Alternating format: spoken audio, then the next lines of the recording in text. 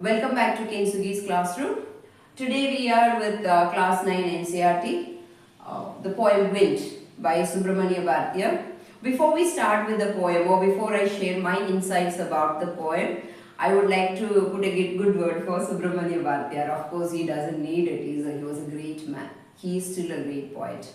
Okay, I grew up reading his poems and he was a revolutionary of his time. And the most admired poet of mine. Okay, so I'm very proud that his poem has been selected for the NCERT syllabus, and I'm so happy that I am able to talk about him today to the students. So he talks about wind. I'm not talking about the initial part of that, okay, where he is almost like a mother telling the wind, come slowly, don't break anything, and then the wind is like a like a rebellious child doing exactly the opposite of what he tells the wind to do, right? So he breaks everything, and then he admonishes the wind, in fact. And from there, from a childlike wind, a rebellious wind, from there he takes the poem to a different level, and he puts wind, puts him at a pedestal and calls him wind god, that we knows, where in front of the wind god the weak have no place. It's a very, a terrible statement, alright? But I don't see it as very terrible. If you look at it, it could mean a lot. So so he attributes two things, two opposite qualities to wind. On the one hand, wind is a destroyer. He destroys a weak flame. He blows off the candle. So he's a destroyer. He destroys anything that is weak. Anything that is weak that comes in front of him, he destroys. All the husk he removes. There is no place for weakness in the presence of wind god. Right? And on the other hand, he sets a flame, and he brings strength to the strong. So he's like a creator. He creates a new thing out of the old. So if a forest were to be burning, he sets it ablaze.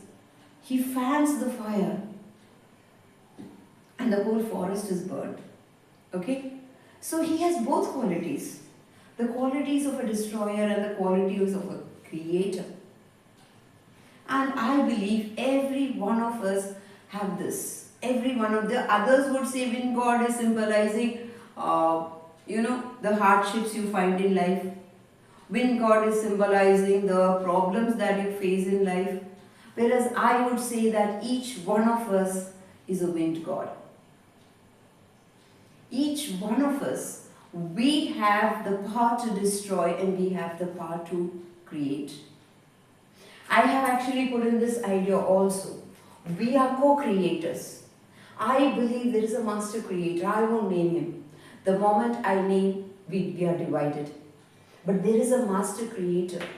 And humans are the only ones who can co-create with him. We are the only ones who can create something new out of nothing. That's why I call humans as the crown of creation. Because we share his ability to create.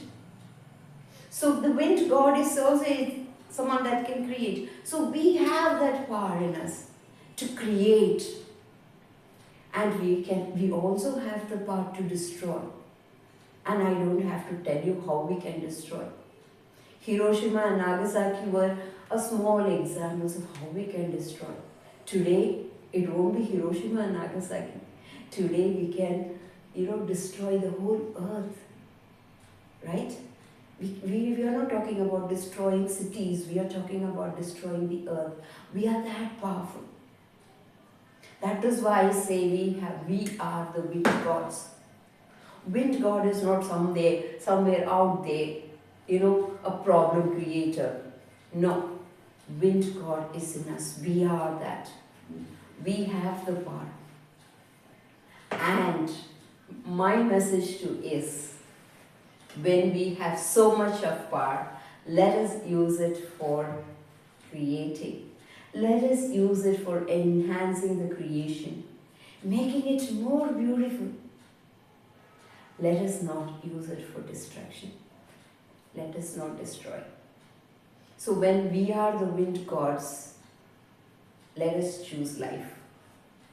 Thank you for watching, and if you like these videos, if you like the messages that I give, please subscribe and don't forget to press the notice button so that you get notified whenever I post a video.